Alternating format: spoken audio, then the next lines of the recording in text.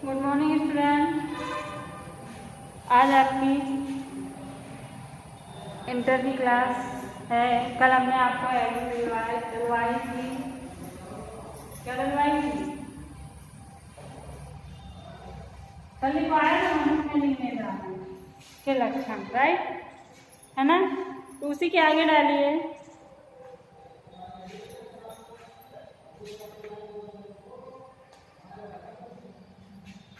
मनुष्य में लिंग निर्धारण क्रिया।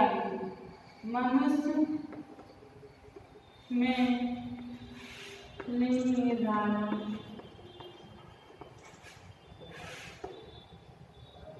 क्रिया।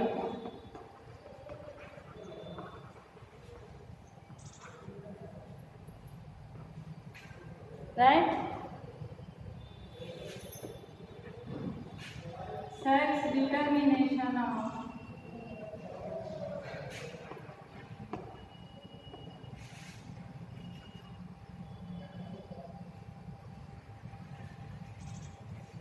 ह्यूमन।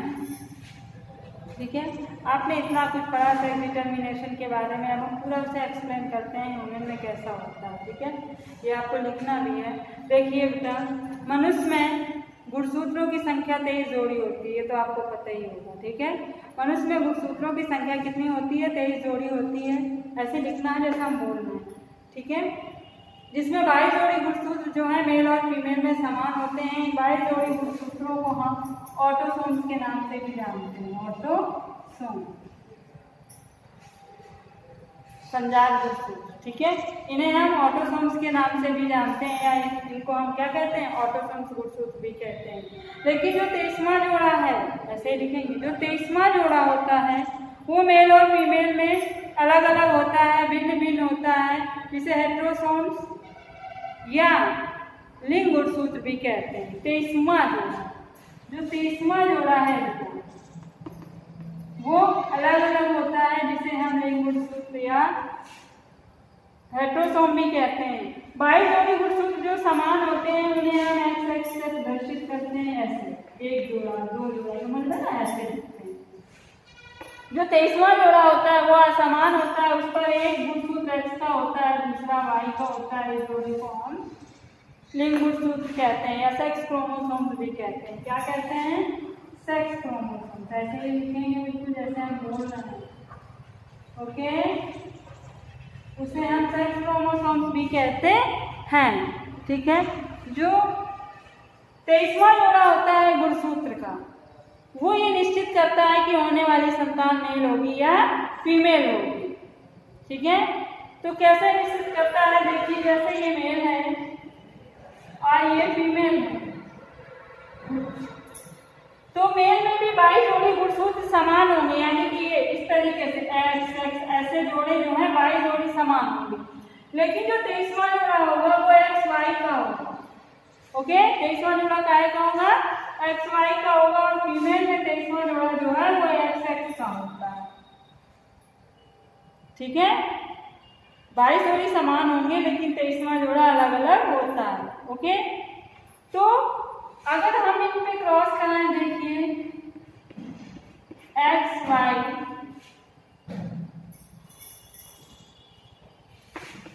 एक्स एक्स मेल, ये हो गया आपके स्पर्म और ये हो गया ओवम। ठीक है,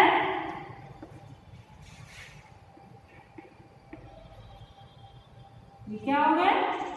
स्पर्म, और ये क्या हो गया? ओवम। ठीक, जब हम क्रॉस कराते हैं इनके बीच में, जब इनके बीच में क्रॉस कराते हैं, कि क्रॉस कराना हमने सिखाया है, पहले ऐसे कराएंगे तो एक्स और एक्स मिला, दूसरा कराएंगे तो भी एक्स और एक्स मिला, तीसरा कराएंगे तो एक्स और वाई मिला, चौथा कराएंगे तो एक्स और वाई मिला। यानी कि मेल और फीमेल के आफ्टर द फर्टिलाइजेशन, निषेचन के बाद जो है, ठीक, स्पर्म और ओवम मिलने से 50% जो है संतानें गर्ल्स की होती हैं और 50% संतानें बॉयज की होती हैं। ठीक है, ये निर्भर करता है कि आखिरी का गुणसूत्र ये बात नहीं लिखी, हम समझा रहे हैं आपको। फीमेल के पास तो एक्स है, जब इसमें विभाजन हुआ तो ये एक्स अलग हो गए, ये एक्स अलग हो गए, राइट। अब स्पर्म में अगर एक्स गुणसूत्र आ रहा है और इससे फर्टिलाइजेशन हो रहा है तो एक्स और एक्स मिलकर के गर्ल्स का जन्म होगा। और अगर स्पर्म में वाई गुणसूत्र आ रहा है, ठीक है, तो एक्स और वाई मिलकर के क्या बनाएंगे, एक्स वाई। तो होने वाली संतान जो है वो क्या होगी, वाई। समझ में आई बात। तो ये डिपेंड किस पे करता है, स्पर्म पे डिपेंड करता है, यानी कि मेल पर डिपेंड करता है। किस पर डिपेंड करता है, मेल पर डिपेंड करता है, ना कि फीमेल पर। ठीक, कभी कभी ऐसे क्वेश्चन आता है कि लड़का या लड़की संतान होने का उत्तरदायित्व मेल पे है या फीमेल पे, या समाज इसे स्त्रियों को दोषी देता है, क्या ये सही है। तो इस पर आपको पूरा सेक्स डिटर्मिनेशन ही लिखना है। समझ आ गया, क्लियर, कोई प्रॉब्लम, देख लेंगे। ऐसे इसको क्रॉस दिखा दीजिए, रेखा चित्र आपको उसी के नीचे दिखाना, ओके, क्लियर। अब आगे हरी डाल दीजिए, लिंकेज, सहलग्नता।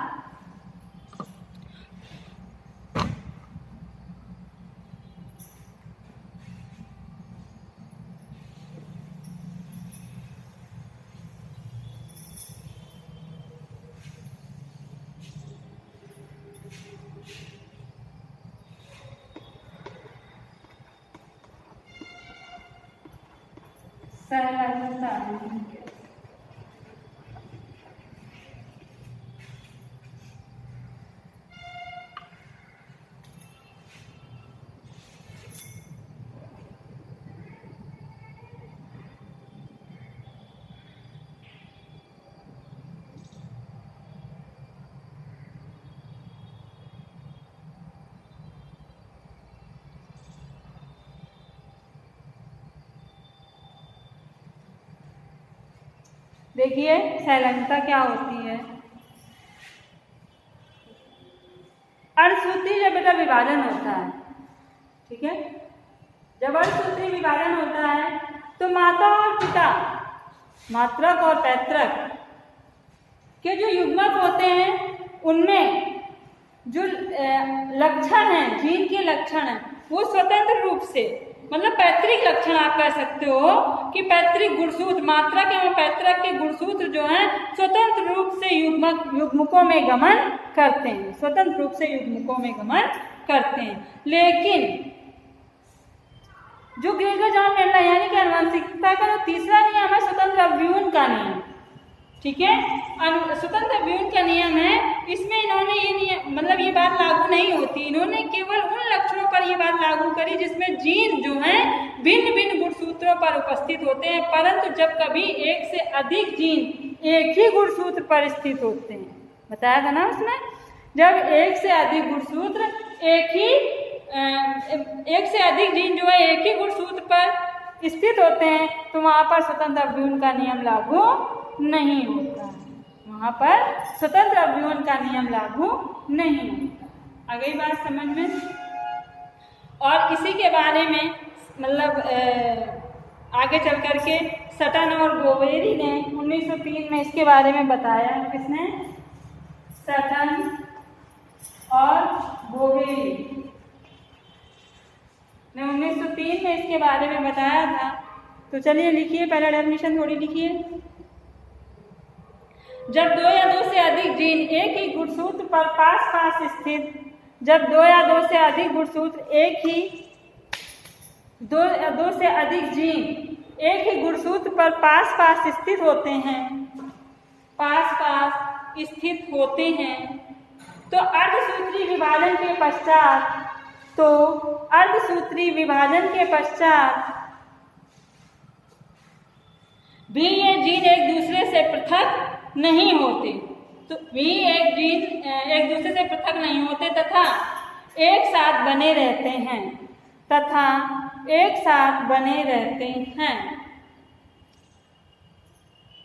यह वंशागति प्रदर्शित करते हैं और इन जीनों को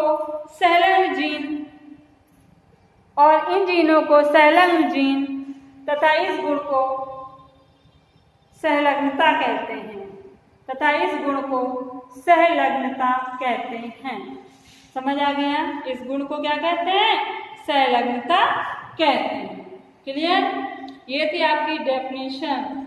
ठीक है, इस शब्द का प्रयोग जैसा कि हमने बताया किसने किया था? सटन और गोवेरी ने किया। राइट? अब डाल दीजिए सहलग्नता के सिद्धांत। सहलग्नता के सिद्धांत।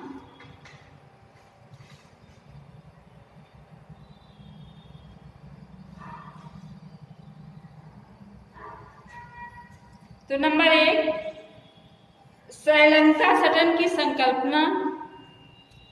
इसके बाद सहलग्नता के लिए मॉर्गन की संकल्पना। नंबर 2 है, ऐसे नंबर आप लिखिए, इसका एक्सप्लेनेशन नहीं दे रहे हैं, हट गया आपके टॉपिक से। ओके, सिर्फ इतना ही लिखना है, इसका एक्सप्लेनेशन इस बार के सिलेबस से हट गया है। नंबर 1 है सहलग्नता की सटन की संकल्पना।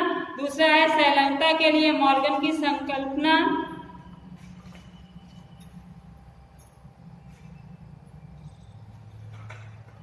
तीसरा है संयोजन एवं प्रतिकर्षण सिद्धांत।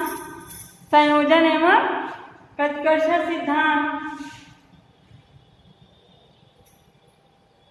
ये आपके 3 सिद्धांत है, लेकिन इसका एक्सप्लेनेशन हटा दिया गया है। ठीक है, अब इसके बाद आगे उसी की हेडिंग डाल दीजिए सहलग्नता के प्रकार। सहलग्नता के प्रकार।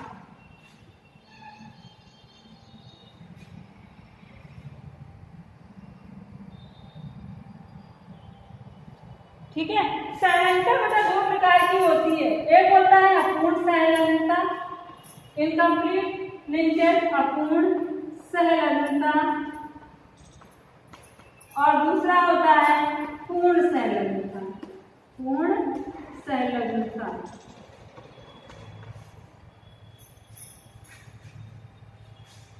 क्लियर? समझ आया?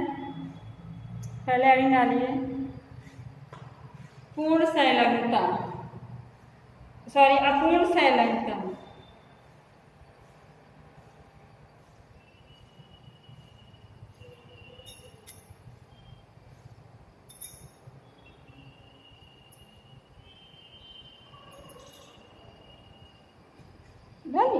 इसमें देखिए क्या है बेटा, जब कभी समजात गुणसूत्र, सम में समान, जात में यानी जैसे x है तो y है, तो मतलब समजात। जब समजात गुणसूत्रों के बीच में जीन विनिमय की क्रिया होती है, जीन क्रॉसिंग होता है, विनिमय का मतलब क्रॉसिंग। ठीक है, तो जब समजात गुणसूत्रों के बीच में जीन विनिमय की क्रिया होती है तो अगली पीढ़ी में, जब अगली पीढ़ी आएगी तो अगली पीढ़ी की संतानों में पैतृक प्रकार का पुनर्संयोजित प्रकार या रिकॉम्बिनेट जिसे कहते हैं। ठीक है, तो अगली पीढ़ी में क्या होगा, मतलब अगली पीढ़ी में संतानों में पैतृक प्रकार का पुनर्संयोजित प्रकार का लक्षण उत्पन्न होता है। ये डेफिनेशन पहले इतना ही ऐसे लिख लीजिए।